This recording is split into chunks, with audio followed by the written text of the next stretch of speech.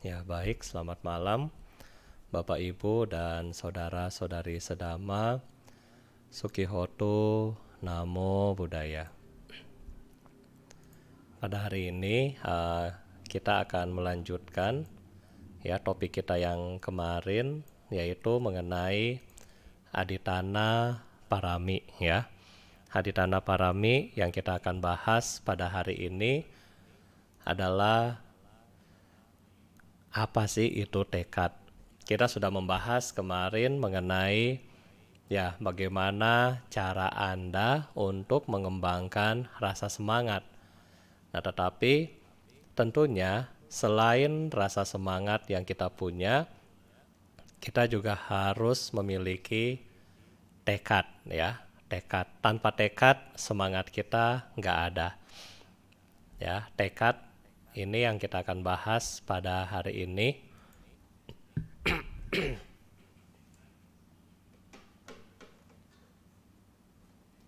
Tekad atau Aditana Parami.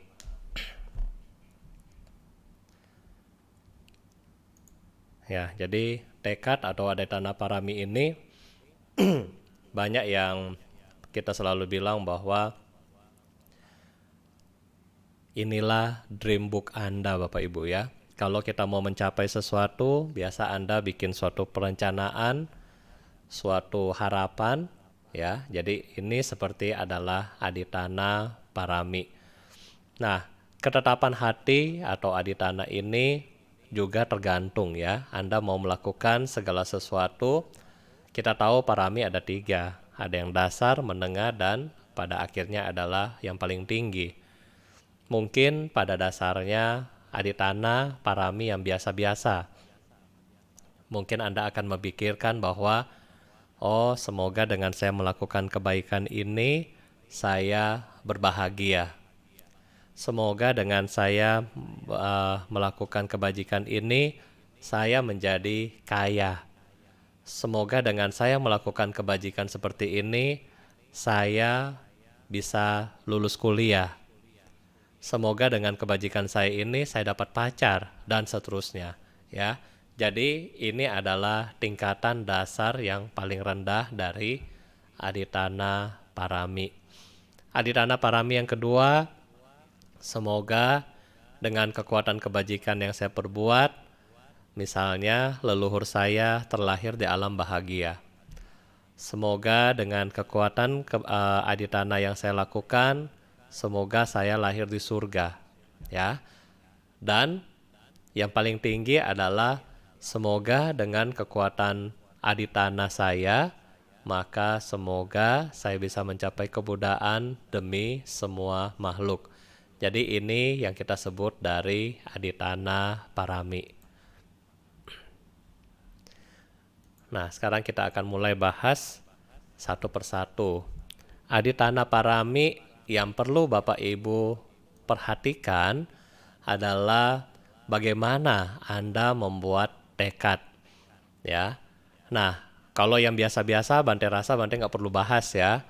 Anda berbuat baik, misalnya datang ke wihara, bawa 5 buah apel, kemudian bertekad, semoga dengan kebaikan yang saya perbuat, semoga para dewa memberkati saya, semoga saya dapat proyek 1M. Ya, kalau Bante ya yang jadi dewa di situ, nanti Bante kasih tahu, nggak balik modal ya. Masa dana 5 buah apel terus mintanya 1M. Ya, jadi ini kadang-kadang ya permohonan umat seperti itu. Ya, nah ini adalah yang biasa-biasa Bante rasa Bante nggak usah bahas karena Anda sebagai orang awam biasanya sudah paham bagaimana Anda memiliki tekad-tekad untuk Anda lakukan. Nah, pada hari ini yang akan Bante bahas adalah sebelum kita bertekad, apa yang harus Anda pikirkan. Ya, sebelum kita mulai tekad kita, yang kita harus pikirkan adalah kita merenung.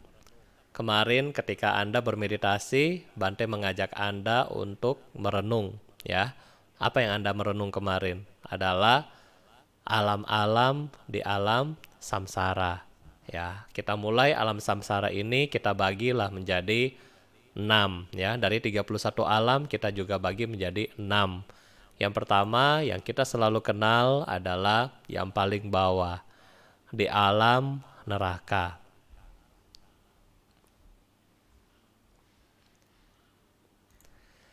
Ya, di alam neraka Bante akan bahas sedikit ya. Bante nggak akan bahas bagaimana neraka panas, neraka dingin, itu sudah saya bahas di bulan Februari. Anda bisa cari di YouTube Ceti ya.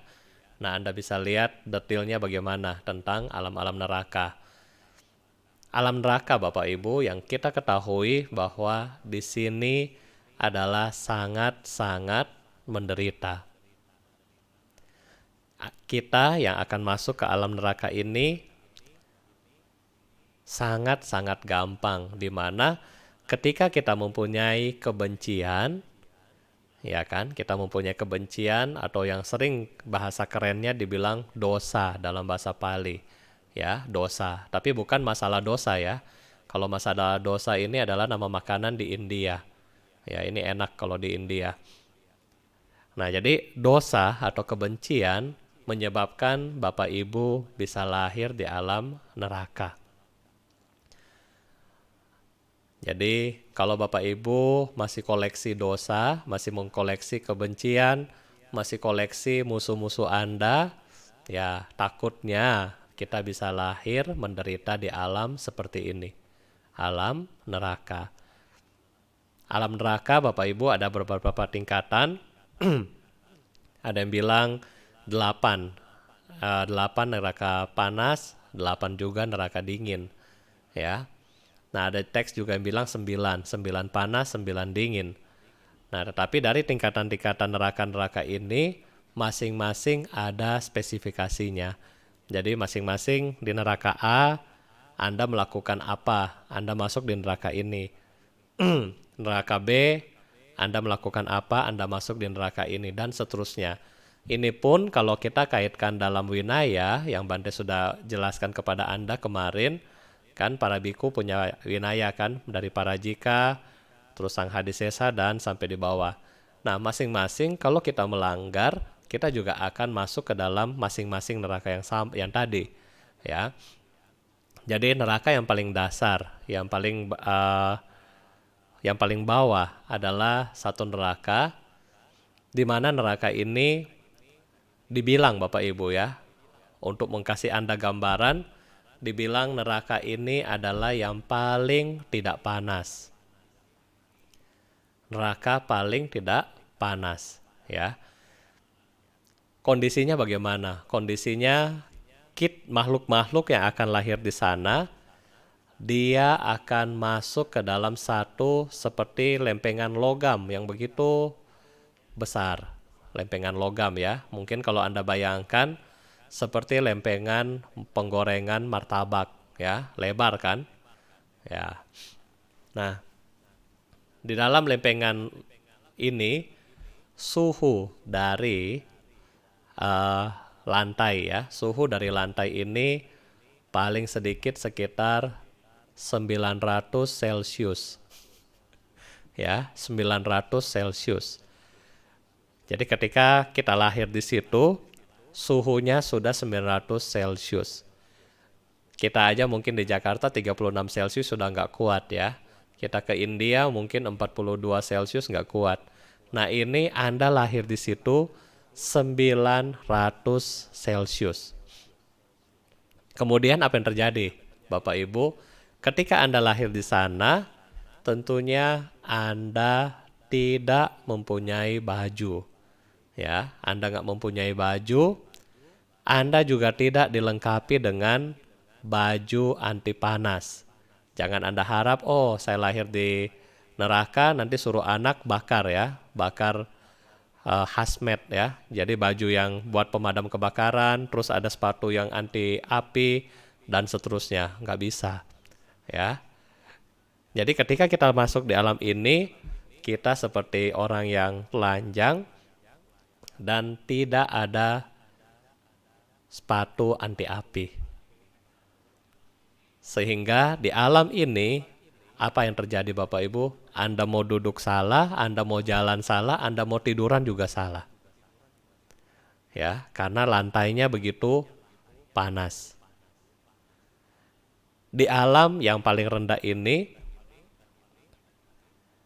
disebut alam sanjiwa, ya, sanjiwa, di mana di alam sini semua makhluk yang lahir di alam sini mempunyai bibit kebencian. Jadi ketika mereka melihat satu sama lainnya, mereka akan sangat-sangat marah. Apapun yang ada di sekitar mereka, misalnya batu yang panas, ada misalnya kayu dan seterusnya, mereka akan pukul-pukulan sampai mati satu dan yang lainnya. Ketika mati akan terdengar suara san jiwa, revive, ya, revive. Kalau mungkin anak-anak Anda yang main ML, ya, Mobile Legend, itu sama. Ketika mati, ada dibilangnya respawn, hidup kembali. Ya, jadi ini sama dengan main Mobile Legend, ya. Jadi ketika Anda lahir di situ, Anda bayangkan Anda seperti main Mobile Legend. Anda pukul-pukulan, ya, saling bunuh di sana karena punya kebencian. Seterusnya, Anda mati, Anda akan hidup kembali. Dan enaknya di sana Bapak Ibu, kalau kita main Mobile Legend, mungkin satu saat baterai kita drop, wifi kita down. Tetapi kalau di alam neraka ini, wifi sama baterai akan bertahan paling sedikit 1 miliar tahun. Ya, jadi puas kita main di situ, ya. Nah, itu kalau kita mempunyai bibit kebencian. Sanjiwa adalah salah satu neraka yang paling dangkal dan yang paling tidak panas. Nah, jadi Bante nggak perlu cerita yang lainnya, ya. Cuma kasih gambaran yang paling dangkal, yang paling tidak panas sudah seperti itu. Semua yang mempunyai kebencian akan lahir di neraka seperti ini, sehingga kalau Bapak Ibu kita mempunyai kebencian di dalam diri kita, ya cepat-cepatlah kita buang. Cepat-cepatlah kita maafkan orangnya sebelum terlambat. Ya, bayangkan Bapak Ibu, musuh Anda tiba-tiba tahu, dapat WA, oh si ini masuk ICU, ya kan? Ketika dia datang berkunjung kepada Anda untuk minta maaf, aduh, minta maaf ya, saya sudah bikin salah sama kamu. Terus Bapak Ibu yang sudah di ICU, sudah pakai ventilator, sudah tit, gitu kan, ICU kan, ICU. Ya, kita sudah di ICU, kemudian ya sudah kondisi terakhir, begitu Anda lihat dia, Anda masih marah. Anda punya dendam, marah, sehingga begitu Anda marah, kemudian jantung Anda berhenti langsung. Tet. Ya, maka kita memiliki kesempatan yang baik untuk lahir di alam neraka. Gampang kan? Jadi kalau bisa Bapak Ibu, ya, kita punya kebencian, kita harus buang. Jangan sampai terjadi seperti yang tadi Bante bilang, ya. Ini sangat-sangat membuat Anda menderita sendiri. Nah, sekarang di alam neraka ini semua makhluk, ya, yang memiliki kebencian, termasuk di situ dibilang bahwa makhluk-makhluk yang dekat dengan kita. Kita nggak tahu, kita punya leluhur suka marah-marah nggak? Kita nggak tahu, kita punya saudara-saudara yang sudah meninggal, suka ngomel-ngomel nggak? Kita nggak tahu, kita punya mungkin mantan istri, kita punya anak, dan seterusnya yang sudah meninggal, mereka suka membuat kejahatan nggak? Mereka-mereka ini masuk di alam yang seperti ini Bapak Ibu, di alam neraka. Nah, sehingga kalau mereka masuk di alam yang seperti ini, mereka juga sebenarnya adalah orang yang baik sama kita, ya kan? Mereka juga orang yang baik sama kita, sehingga kita harus punya suatu perasaan cinta kasih kepada mereka, yaitu semoga saya juga suatu saat bisa menolong makhluk-makhluk yang terlahir di alam neraka ini. Nah, dengan cara ini, maka Anda mempunyai aditana parami yang baik. Karena Anda sadar, yang pertama, Anda akan takut. Takut untuk apa? Takut berbuat jahat untuk masuk ke alam ini, ya, alam neraka. Yang kedua, Anda juga mengembangkan cinta kasih. Cinta kasih untuk apa? Untuk menolong mereka terbebas dari penderitaan mereka. Nah, oleh karena itu, dua ini yang dijadikan landasan ketika kita berbuat baik. Dua ini kita jadikan aditana setiap kali Anda berbuat baik, ya. Nah, alam berikutnya Bapak Ibu yang perlu kita tahu yaitu alam beta, ya. Alam beta atau yang sering Anda kenal sebagai hantu kelaparan. Ya, kalau Anda lihat di sini makhluk-makhluk beta ya, mereka punya badan itu sangat jelek dan di atas itu adalah ada Buddha. Ya. Jadi, yang kedua yang kita harus bantu adalah makhluk beta. Kenapa kita perlu bantu makhluk beta? Karena makhluk beta mereka sangat-sangat menderita. Nah, sekarang Bante mau kasih tahu kenapa mereka menderita di alam beta. Beta banyak jenis. Yang jenis paling kasihan, mereka hanya makan kotoran, ya. Dia hanya makan kotoran. Jadi Anda bayangkan dia duduk seperti kita mau mau buang air besar, dia duduk jongkok seperti itu, kemudian dia mengambil kotoran dia. Dia makan, setelah dia makan kotoran ini jatuh lagi, dia makan kembali. Jadi seperti daur ulang itu. Dia makan kotoran. Ini makhluk beta. Juga makhluk beta itu dia yang minta makan kadang-kadang yang seperti darah, nanah, dahak atau lendir gitu ya. Jadi Bante pernah baca satu cerita di mana satu makhluk beta keliling sekian tahun di alam manusia. Terus sekian tahun dia ke alam manusia, yang dia simpan di kantong dia hanya satu. Ya, hanya satu, yaitu lendir yang dia simpan. Dia bilang ini sudah sangat bersyukur saya dapat lendir ini. Nah, oleh karena itu, kalau kita sudah tahu penderitaan yang begitu panjang di alam beta, kalau bisa kita hindari. Karena kenapa? Karena kita juga sebagai manusia yang belum sempurna, kita mempunyai bibit untuk lahir di alam-alam seperti ini. Apa yang menyebabkan kita lahir di alam ini, Bapak Ibu? Yaitu ketika kita pelit. Ya, kita pelit, kikir, nggak mau berbagi. Ya, ini yang menyebabkan kita lahir di alam seperti ini. Atau kita yang mempunyai keinginan, ya, keinginan untuk apa? Keinginan untuk ingin semua, ya, ingin ini, ingin itu, ingin ini, ingin itu, akhirnya lahir di alam beta. Oh ya, Bante lupa, sebelum Bante lanjut ke alam beta, Bante mau ingatkan Anda mengenai neraka, di mana ketika kita membaca kemarin Tirokuda Sutta, makhluk-makhluk yang masuk ke alam neraka itu, apa yang terjadi? Dia hanya benci sama Buddha.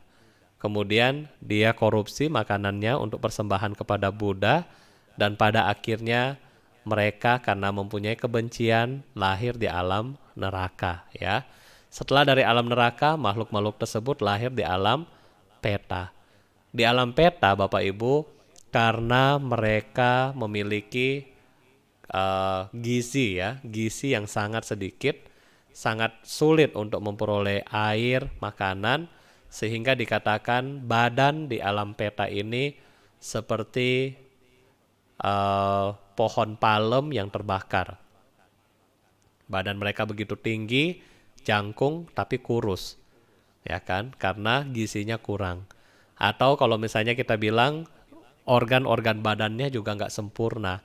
Ada yang perutnya begitu besar seperti gunung sehingga dia nggak bisa jalan. Ya, ada yang kakinya begitu kecil, dia nggak bisa jalan. Ada yang mulutnya hanya seperti jarum, badannya begitu besar, perutnya begitu besar, mulutnya seperti jarum, nggak bisa terima makanan. Ada yang ketika dia mau makan, makanan ini akan terbakar, sehingga akan menyakitkan dia. Nah, ini adalah berbagai penderitaan di alam peta. Nah, alam peta yang biasanya yang dalam teks Pali yang kita bisa bantu secara pelimpahan jasa adalah alam peta di mana kita bisa bantu mereka ketika kita mempunyai jasa kebajikan, kemudian kita limpahkan jasa kepada mereka. Itu bisa ya. Dan peta-peta yang seperti ini biasanya mereka sudah bisa untuk tinggal di sekitar-sekitar wihara. Karena dia sudah sadar, dia sudah istilahnya sadar bahwa keinginan dia itu sudah berkurang banyak, sehingga disitulah dia sadar dan dia akhirnya mulai bertobat. Nah, ketika dia bertobat istilahnya ya, kemudian Anda sebagai keluarga memiliki kebajikan untuk dipersembahkan kepada mereka. Nah, mereka inilah yang bisa terlahir di alam yang lain, terbebas dari penderitaan mereka. Nah, ini alam peta. Sehingga Bapak Ibu, kenapa pentingnya kita mengembangkan dana parami? Ketika Anda suka berbuat baik, Anda suka berdana, maka pelit ya, kita punya rasa pelit, kita punya rasa enggan untuk berbagi, dan seterusnya ini berkurang. Sehingga inilah jalan yang Buddha kasih tahu kita agar Anda terbebas dari alam peta. Kalau yang tadi yang pertama adalah kanti, Anda sabar, ya kan, nggak marah-marah, maka Anda bebas dari alam neraka.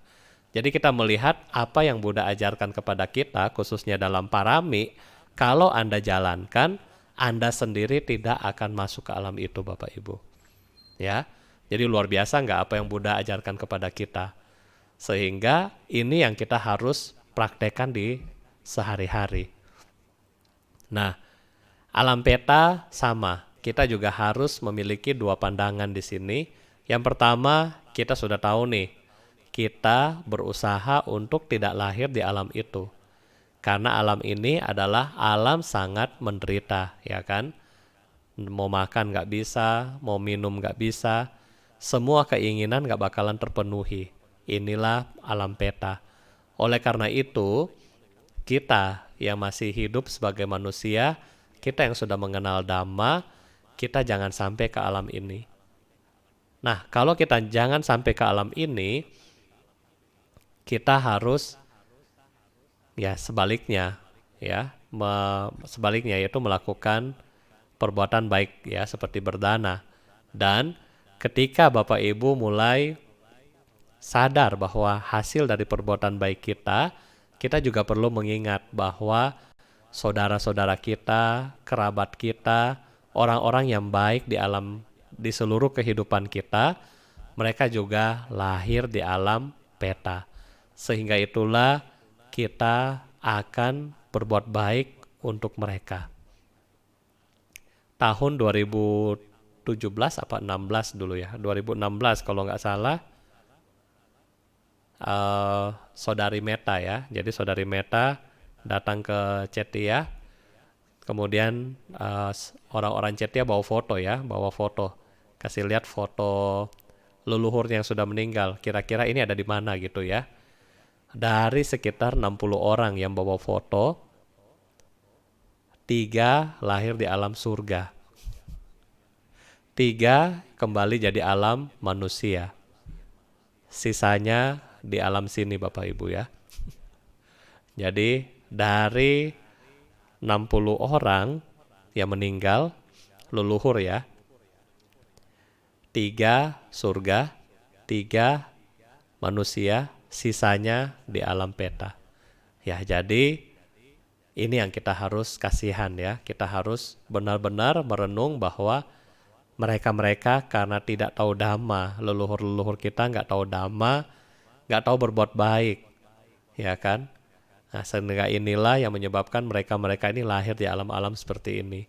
Oleh karena itu, kita perlu bangkitkan cinta kasih di dalam batin kita, bagaimana kita menolong mereka. Ya. Nah, berikutnya adalah alam hewan.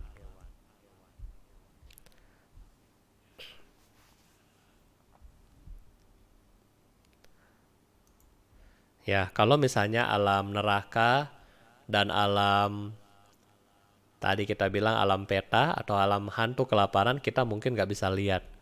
Tetapi yang kita bisa lihat di dalam kita punya kehidupan sehari-hari ini adalah alam peta. Nah, kalau alam hewan. Kalau Bapak Ibu melihat alam hewan misalnya, apa yang timbul di dalam benak kita? Terutama bagi Anda mungkin yang pelihara misalnya anjing atau kucing ya. Coba kita cek. Ketika si dogi kita haus, kita kasih minum misalnya air mineral, dia minum. Air bekas cuci piring, dia juga akan minum kalau dia haus. Air hujan, dia juga akan minum. Jadi hewan itu dia tidak mempunyai kebijaksanaan. Dia nggak tahu kalau dia minum ini nanti dia sakit. Dia nggak tahu. Ketika dia haus, dia akan minum. Dia cari air dan dia akan minum. Nah, inilah penderitaan di alam hewan yang pertama. Yang kedua, penderitaan di alam hewan adalah mereka akan merasa ketakutan. Ketakutan apa? Ketakutan untuk dimangsa oleh hewan atau oleh manusia. Ya, mereka akan takut. Melihat kita tuh takut ya. Jangan lihat kita tuh waduh senang. Melihat kita tuh takut. Wah, kapan saya dipotong oleh itu ya? Nah, jadi dia akan merasa selalu ketakutan hidupnya. Yang ketiga, hewan itu sering dieksploitasi. Kalau nggak dagingnya dieksploitasi, yang bukan daging, misalnya seperti kulitnya, gadingnya, tulangnya dieksploitasi ya. Kadang-kadang dieksploitasi dalam hal sirkus. Ya, jadi dalam sirkus dan seterusnya mereka harus membuat kita senang ketika kita nonton, padahal mereka sedang dieksploitasi. Para hewan juga tidak mempunyai baju. Ketika merasa musim panas, dia akan kepanasan. Ketika dingin, dia juga akan merasa kedinginan. Sehingga inilah 5 penderitaan di alam hewan. Oleh karena itu, Bapak Ibu, kita harus merenungkan kembali bagaimana penderitaan-penderitaan makhluk ini terjadi. Hewan, mereka menderita karena memiliki moha. Moha atau kegelapan batin. Sudah tahu salah masih dibikin. Contoh, sudah tahu nyontek itu nggak boleh, tetapi masih bikin. Sudah tahu korupsi itu nggak boleh, masih dibikin. Sudah tahu gosip itu nggak boleh, masih dibikin. Dan seterusnya. Jadi mereka disebabkan oleh moha. Karena moha yang begitu dikumpulkan secara akumulasi, mereka membodohi diri sendiri, sehingga ketika mereka meninggal, mereka jadi bodoh beneran. Ya. Nah, sehingga makhluk-makhluk di alam hewan ini seperti itu mereka menderita. Bagaimana Buddha mengajarkan kita untuk terbebas dari alam hewan ketika Buddha mengajarkan kita untuk menyempurnakan panya parami atau prasna paramita.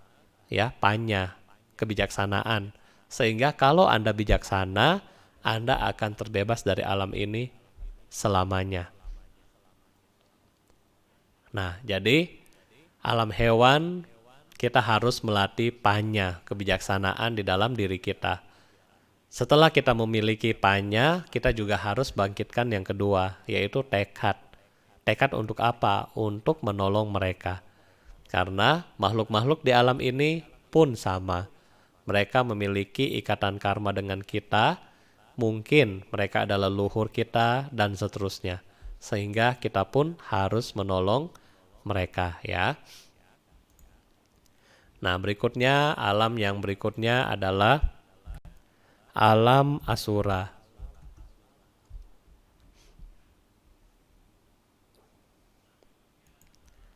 Alam asura yang ya seringkali digunakan untuk kirim santet dan seterusnya ya. Mereka-mereka ini dibilang semi-gods atau semi-dewa. Mereka lahir di alam surga, tapi bukan di alam surga, tetapi mereka tinggal berdampingan dengan dewa. Cuma karena mereka mempunyai iri hati, muka mereka jelek, badan mereka jelek, sehingga mereka selalu kecewa sama dewa. Karena mereka kecewa, mereka suka perang sama dewa. Inilah alam asura. Ya, jadi Bapak Ibu, kalau kita yang mempunyai iri hati, suka benci, ya kita lahir di alam asura lah seperti ini ya. Nah, sehingga pun sama. Kita harus bertekad untuk tidak terlahir di alam asura. Paling biasanya itu ibu-ibu ya. Contoh, ketika nanti mau tahun baru, lihat-lihat di tetangga. Tetangga ganti TV tuh. Tetangga ganti mobil tuh. Tetangga jalan-jalan tuh ke Jepang. Kok kita kagak? Ya kan? Kalau lagi normal ya, bukan lagi corona. Ya seperti itu. Karena kita iri ya. Ketika Anda lihat Anda punya teman di Instagram, aduh hari ini dia makan di Sushi Tei, kok saya cuma makan di warung ibu gitu ya. Ini yang membuat kita selalu iri. Ketika teman Anda punya pacar, kok saya masih jomblo gitu ya. Itu juga sama. Jadi ketika kita sering iri, pada akhirnya ya kita akan lahir di alam yang seperti ini. Nah, berikutnya Bapak Ibu, alam yang lebih tinggi dari ini adalah alam dewa ya. Alam dewa.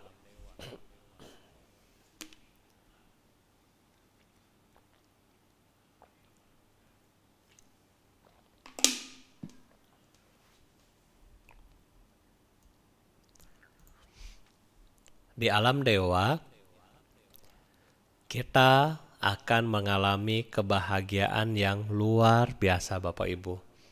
Semua yang Anda inginkan akan tercapai kalau Anda lahir di surga atau di alam dewa. Bante sudah pernah kasih tahu Anda bagaimana cara Anda lahir di surga. Dan sangat gampang ya kan?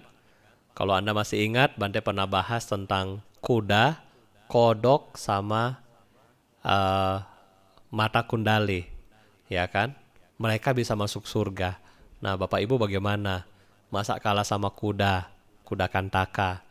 Masa Bapak Ibu kalah sama kodok yang hanya dengar ceramah? Ya, jadi kita mempunyai keyakinan untuk lahir di alam surga. Tetapi Bapak Ibu, yang kita harus pahami sebagai umat Buddha, coba Anda lihat kembali gambar ini. Di sebelah kanan Bapak Ibu itu ada gambar seperti Buddha ya. Buddha kayak pegang gitar. Ya kan? Buddha pegang gitar di sebelah kanan Anda. Itu seperti para Buddha mengingatkan dewa yang ada di surga untuk apa? Untuk sadar. Jangan menikmati kebahagiaan terus. Harus mengingat anicca. Karena suatu saat mereka-mereka itu pun akan turun kembali. Akan turun kembali ke alam-alam yang tadi Bante sudah sebutkan. Kalau karma baiknya habis. Nah oleh karena itu, makhluk di alam dewa pun mereka masih akan merasa menderita kalau karmanya sudah habis. Nah, oleh karena itu 5 alam sudah Bante ceritakan dan alam berikutnya adalah alam manusia. Kita harus merenungkan bagaimana sisi dari penderitaan di alam-alam seperti ini. Ya. Jadi kita sudah tahu bahwa semua alam yang seperti ini tidak memiliki kebahagiaan yang kekal Bapak Ibu ya. Ini manusia.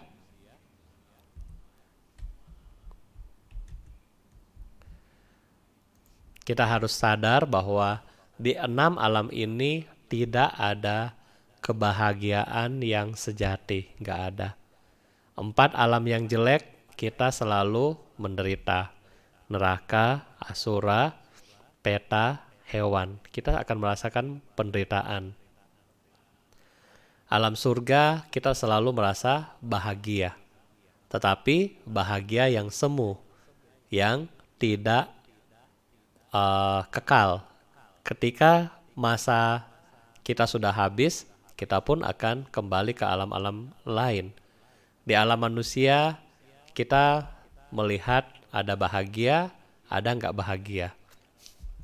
Ya, tergantung bagaimana Anda melihat kebahagiaan itu sendiri. Nah, sehingga di 6 alam samsara ini, Buddha bilang kepada kita, tidak ada tempat yang pasti. Nah, oleh karena itu, kita sebagai makhluk samsara harus sama-sama berjuang, Bapak Ibu. Berjuang untuk apa?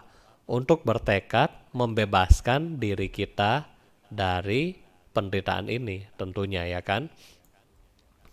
Bagaimana cara Anda berjuang atau Anda bertekad untuk membebaskan diri kita? Ini ada 5 macam, Bapak Ibu, tekad yang harus kita pilih, ya, yang Anda akan pilih. Pertama, menolak. Susah, mau ngapain gua tolong orang? Itu alam samsara mah nggak benar, itu cuma karangan Buddha, gua nggak mau tahu. Ya, karma itu nggak benar. Menolak, ya udah. Ada pilihan kedua, tidak pasti, ya. Pilihan kedua tidak pasti. Tergantung mood, ya kan? Mood lagi baik, rajin ke wihara. Mood lagi jelek, nggak ke wihara. Ya, toko lagi sepi, datang ke wihara buat sembahyang. Toko sudah rame, lupa ke wihara. Tidak pasti. Ya, jadi tidak pasti. Kalau butuh baru datang, kalau nggak datang. Nah, ini yang kedua, tidak pasti. Yang ketiga, dia sudah yakin. Yang ketiga adalah sawaka atau srawaka, ya. Yang ketiga ini mereka sudah yakin ada samsara dan mereka sudah tidak mau untuk lahir di alam samsara. Oleh karena itu, para srawaka atau yang sering kita kenal dari Sotapanna sampai Arahat, nah mereka-mereka inilah sudah tahu samsara begitu tidak enak. Sehingga mereka sudah mulai berusaha untuk tidak mau lagi terlahir di alam ini, di alam-alam samsara. Karena mereka sudah tahu, oh samsara itu nggak enak, sudah nggak mau. Nah, ini adalah tipikal dari para arahat. Mereka berusaha mati-matian sehingga di kehidupan ini semoga mereka mencapai kesucian. Nah, para paceka Buddha, Bapak Ibu, sama. Para paceka Buddha, mereka juga sama. Mereka sudah melihat samsara ini, kemudian mereka berasa, ya, ini adalah hal yang sangat bahaya. Oleh karena itu, karena paceka Buddha datang di mana zaman Buddha tidak ada, sehingga dia pergi ke tempat gunung dan seterusnya, kemudian dia berlatih sendiri, dia mencapai pencerahan sendiri. Tidak ada yang membimbing beliau, karena tidak ada yang membimbing beliau, beliau juga tidak ingin membimbing orang lain. Ya, jadi dia rasa dia sudah mencapai sendiri, ya udah, dia parinibbana. Nah, berikutnya pilihan yang kelima adalah menjadi sama Sam Buddha. Atau yang kelima ini yang mungkin Anda identik dengan jalan bodhisattva. Bagaimana para bodhisattva itu dia sudah melihat, Bapak Ibu, samsara begitu sangat-sangat menyakitkan. Samsara sangat-sangat tidak mengenakan, sehingga para bodhisattva mereka akan melatih diri dia untuk terbebas dari samsara ini. Kemudian setelah dia melatih diri dia mengingat, kalau saya pergi sendiri, maka yang lain bagaimana? Saya punya om, saya punya tante, saya punya orang tua, saya punya kungkung, saya punya semua, satu kampung itu bagaimana? Mereka masih di alam samsara. Oleh karena itu, para bodhisattva yang kemudian menjadi sama Sam Buddha, mereka setelah mereka menjadi Buddha, mereka datang kembali untuk menolong semua makhluk ini. sebisa yang mereka mampu untuk tolong.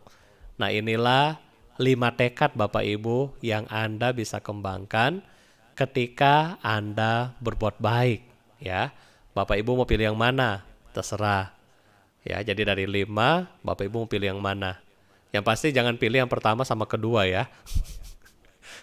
Ya. Kalau pertama, aduh, Bante sudah capek-capek jelasin malah pilih pertama lagi. Ya kalau kedua oke lah 50-50. Kadang-kadang mau buka toko Bante, kadang-kadang ke wihara, oke lah. Nah kalau yang sudah agak bagus, sudah ada agak yakin, saya sudah mau sawaka. Sudah yang lain, saya mau mencapai Paceka Buddha. Sudah yang lain, saya mau masuk jalan Bodhisattva. Maka ini adalah kembali kepada aditana Bapak Ibu sekalian. Sesuai dengan pengertian Anda, sesuai dengan tingkat welas asih yang Anda miliki. Anda mau yang mana? Ya. Setelah kalau kita misalnya lihat hal ini, tentunya kita lihat bahwa luar biasa enggak itu Buddha dan para bodhisattva, para arahat, ya. Mereka bagaimana melatih diri mereka sampai hari ini dan mereka menolong kita hari ini. Nah, oleh karena itulah kenapa kita melakukan penghormatan, puja dan seterusnya kepada para Buddha, bodhisattva dan para arahat. Karena tekad mereka sudah kuat, kita aja belum tentu kan? Kita aja belum tentu. Aduh, ngapain lagi tolong orang ya? Ya, mereka di neraka udah karma mereka ya kan? Kama yoni, kama bandu, kama patisarana, biarin. Ya, jadi nggak begitu. Kita melihat bagaimana Buddha mau untuk menolong kita. Nah, oleh karena itulah kenapa kita melakukan puja bakti dan sebagai respek terhadap Buddha, itulah kenapa kita perlu mempraktekkan Dhamma ini dalam kehidupan kita sehari-hari. Ya. Jadi ini yang bisa Bante mungkin sampaikan kepada Bapak Ibu pada malam hari ini.